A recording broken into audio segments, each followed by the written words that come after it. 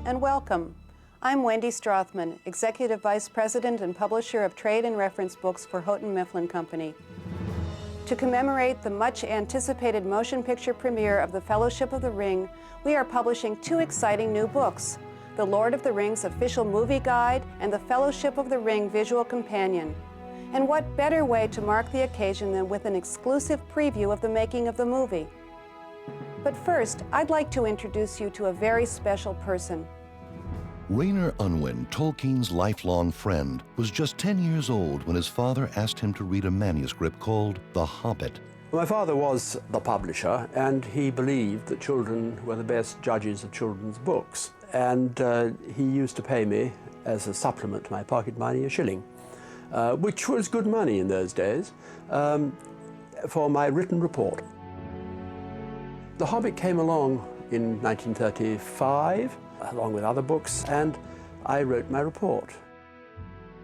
Bilbo Baggins was a hobbit who lived in his hobbit hole and never went for adventures.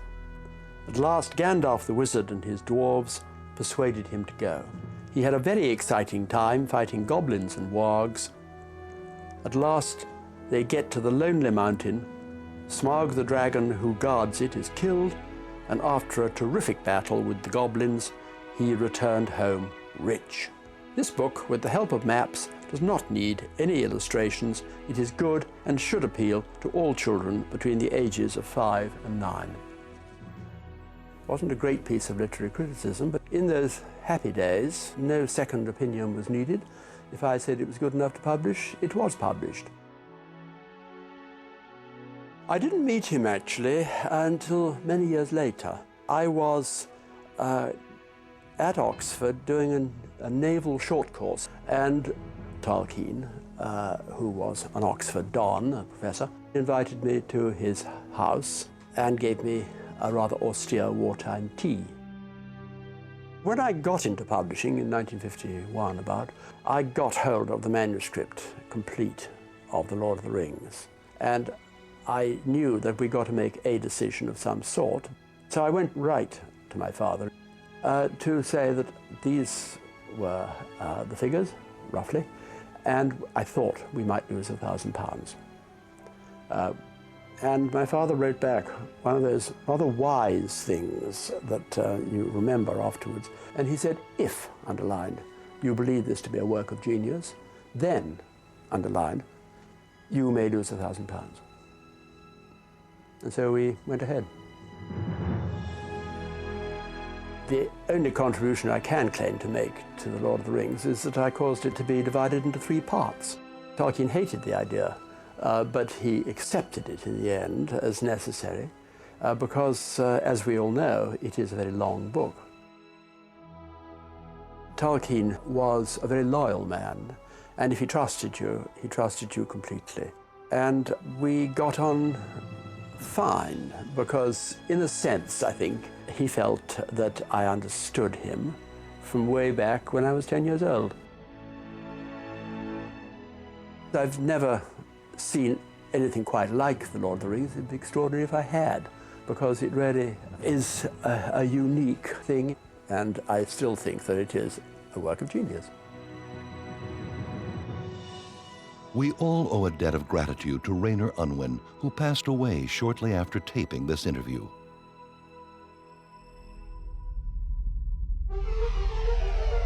Now it's time for an exclusive first look at the most anticipated film of all time, The Lord of the Rings.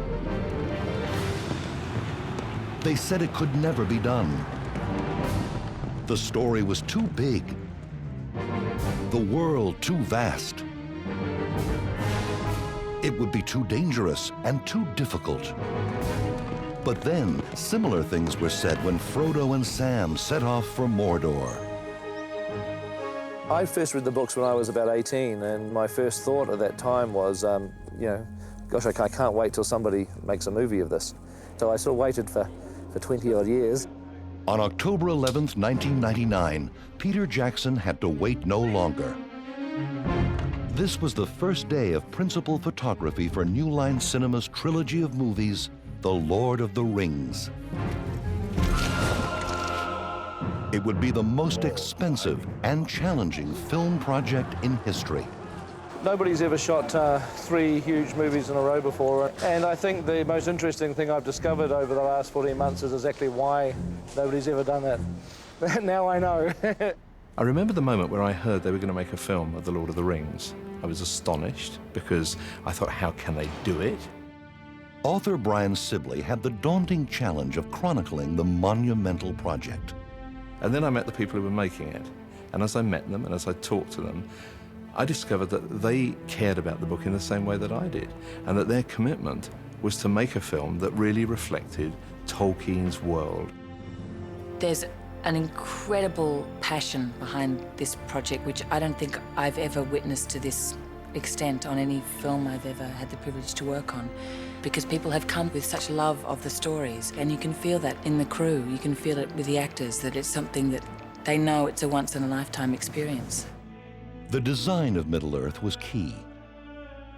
During scripting, Peter Jackson and his writing partner Fran Walsh utilized the centenary edition of The Lord of the Rings, which features 50 paintings by Alan Lee.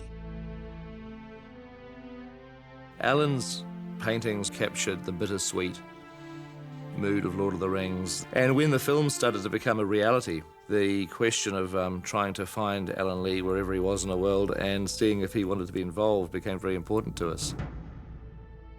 Peter found Alan in the village of Dartmoor, England, and lured him to New Zealand. It was estimated originally that I'd be out here for between 12 and 20 weeks. But that was 2.5 years ago. And Peter also brought on renowned Tolkien illustrator John Howe. John's artwork tends to be like a freeze frame from a film. He's very good at capturing action right at an exciting moment. And so we thought that the talents of both Alan and John combined would give us basically everything that we needed.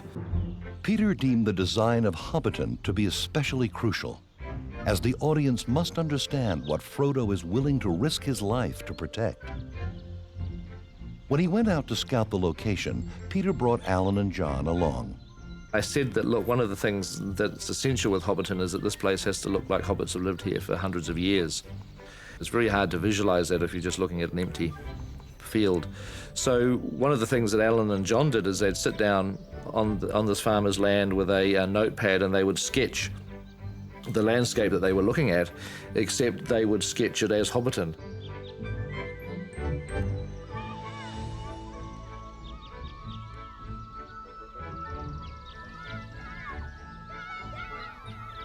Lord of the Rings is a fairy tale. It's an adventure story. It never happened, except somewhere in our hearts. And yet there was Hobbiton in 3 dimensions and smoke coming out of the holes where they live underground. And I believed. Houghton Mifflin's director of Tolkien projects is Clay Harper. The locations of Middle-earth are stunningly beautiful or frightening, as the case may be. They're at least as important as the characters. Each of the film's major locations is featured in the Fellowship of the Ring visual companion. My favorite location is Rivendell. The vision of it presented in the film just surpassed my wildest imaginings.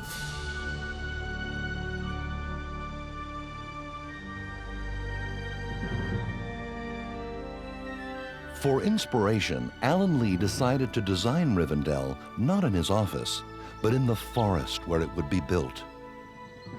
it was a lovely experience, actually, just being there in this very beautiful environment and trying to think like an elf. We wanted to make the buildings kind of fit around the trees so that we wouldn't actually have to have too much of an impact on the landscape, as the elves would have done.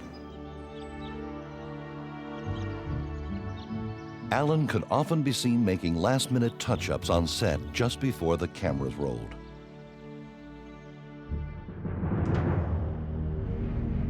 Alan Lee and John Howe's artwork set the tone, but the true birthplace of Middle-earth was Weta Workshop, headed by Peter Jackson's longtime collaborator, Richard Taylor. I was very aware that we had to create an expansive world, something that would spread beyond the four corners of the movie screen, the feeling that there's cultures that are strapped with thousands of years of involvement and creativity and integrity from the people and the species of Middle-earth.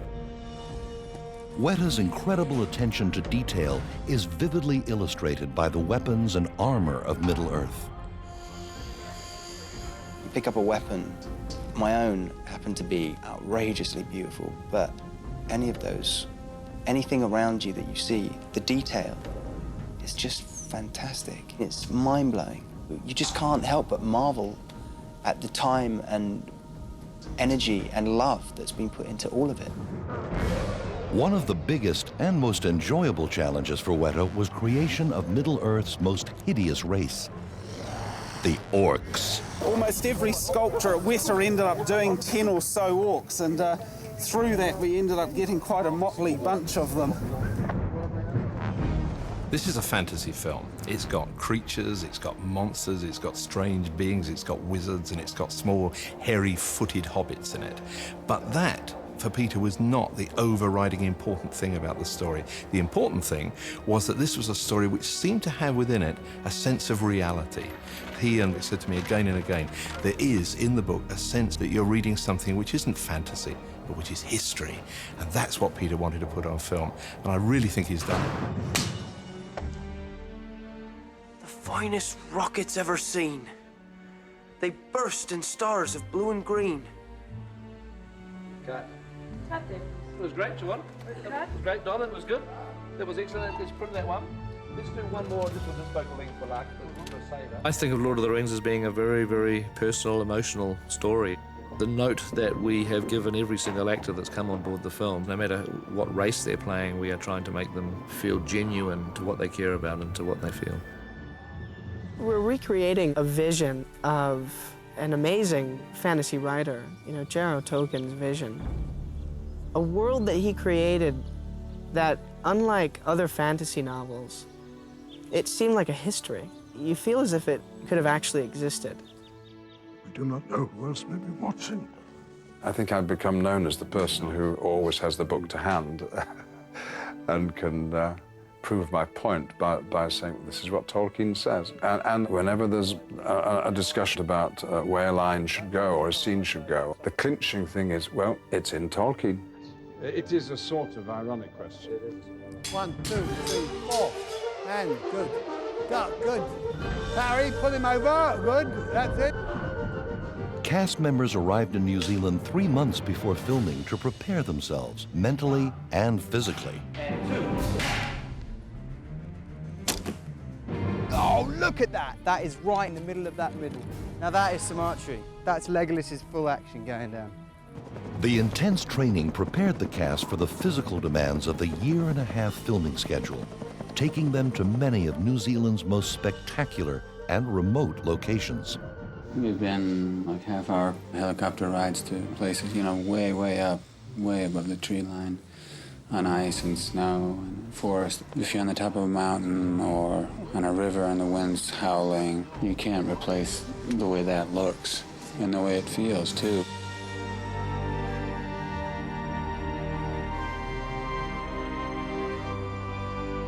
After living the Lord of the Rings for so long, the cast and crew see a parallel between their quest and that of the Fellowship. Lord of the Rings is about a journey, about a fellowship going on the pursuit of a single ideal, and the creation of this film has become a journey for its creators to no less extent. The hours that have to go into a project like this, the emotional highs and lows, it's quite incredible when you look back what has happened to people's lives. One of the little exercises I do to avoid letting my tiredness and enormity of the job sort of overwhelm me is I stop every now and again and say, well, is there anything else in the world I would rather be doing right now than making Lord of the Rings into a film? And obviously the answer is no. This is exactly what I'm doing, what I would love to do. Gandalf? Bilbo Baggins. My dear Gandalf! Good to see you.